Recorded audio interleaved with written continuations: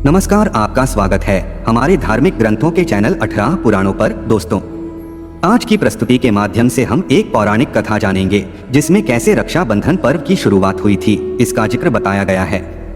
दोस्तों, एक समय की बात है जब भगवान श्री कृष्ण ने रक्षाबंधन के विषय में धर्मराज युधिष्ठिर को बहुत महत्वपूर्ण ज्ञान दिया था और एक ऐसे महामंत्र के बारे में बताया था जिस उच्चारण प्रत्येक स्त्री को अपने भाई को रक्षा सूत्र बंधनते समय करना चाहिए।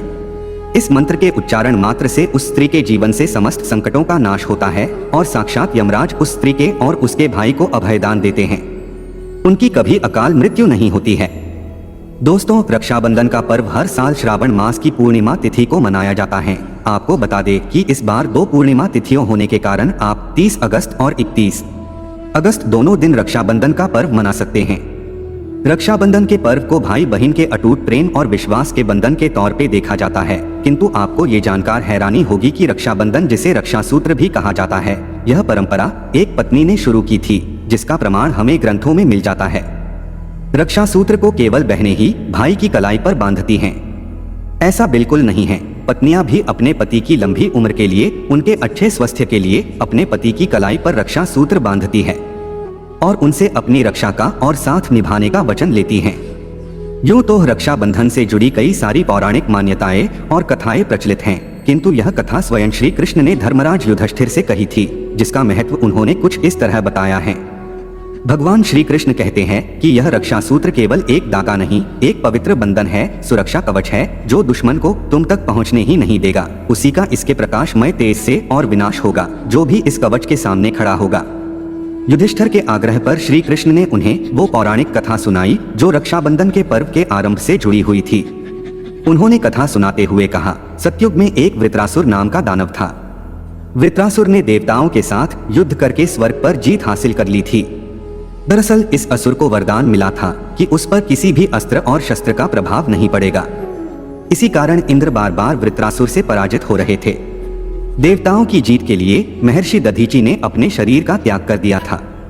उनकी हड्डियों से अस्त्र और शस्त्र बनाए गए। इन्हीं से इंद्र का अस्त्र वज्र को भी बनाया गया।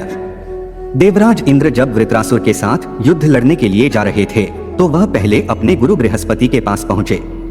तब उन्होंने गुरु बृहस्पति से कहा कि मैं वृत्रासुर से अंतिम बार युद्ध करने के लिए जा रहा हूँ। इस युद्ध में मैं या तो जीत हासिल करूंगा या पराजित होकर लौटूंगा।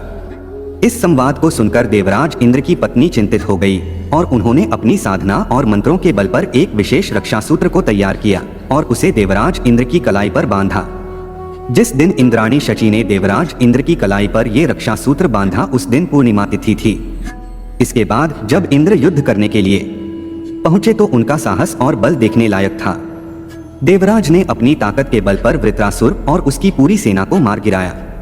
अब भगवान श्री कृष्ण बोले, हे युधिष्ठिर, जैसे इंद्राणी ने अपनी तपस्या और प्रेम के बल पर इंद्र को रक्षा सूत्र में बांधकर उनकी रक्षा की थी, उसी तरह अगर कोई भी पत्नी अपने पति की लंबी उम्र, उनकी उन्नति और अपने सौभाग्य के लिए अपने पति की कलाई पर रक्षा सूत्र बांधती है तो मेरा आशीर्वाद उन्हें अवश्य ही प्राप्त होता है। भगवान श्री कृष्ण की इस कथा को सुनकर युधिष्ठिर सोच में पड़ गए और उन्होंने श्री कृष्ण से भाई बहन को रक्षा सूत्र क्यों बांधती है और भाई उसकी रक्षा के वचन किस प्रकार देता है, यह संवाद सुनाने को कहा। तभी भगवान श्री कृष्ण मुस्कुराए और उन्होंने और कहा, यह परंपरा तो मुझसे ही आरंभ हुई है। हे धर्मराज, जब मैं शिशुपाल का वध करने के लिए सुदर्शन चक्र चलाया था तो उस वक्त मेरे हाथों से रक्त की धारा बहने लगी थी, जिसे देखकर द्रौपदी ने अपनी साड़ी के टुकड़ा फाड़कर मेरे हाथ पर बांध दिया था। उसी वक्त मैंने उसे वचन दिया था कि जब भी उसे मेरी सहायता की आवश्यकता होगी मैं उसकी रक्षा अवश्य करूंगा। और जब द्रौपदी का चीरहरण हुआ तो मैंने एक भाई का वचन निभाया और द्रौपदी की रक्षा की थी। इसी तरह यदि कोई भी बहन अपने भाई से रक्षा का वचन लेती है तो वो भाई उस रक्षा के बंधन से बंध जाता है और बहन के बांधे हुए रक्षा सूत्र से भाई की सलामती सदैव बनी रहती है। हे धर्मराज, रक्षा का सूत्र केवल एक धागा नहीं है, यह प्रेम, विश्वास, तपस्या, भक्ति और आस्था का प्रतीक है, जो अगर किसी को भी श्रद्धा से बांधा जाए तो वह उसकी रक्षा अवश्य करता है।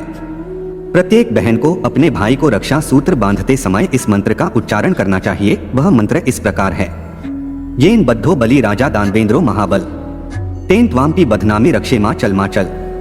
इस प्रकार से मंत्र उच्चारण करके रक्षा सूत्र बांधने से दोनों के जीवन से समस्त संकटों का नाश हो जाता है। तो दोस्तों उम्मीद है कि आपको यह कथा अवश्य पसंद आई होगी। वीडियो को एक लाइक अवश्य करें और कमेंट में जय श्री कृष्ण लिखना ना भूले। आप सभी का धन्यवाद।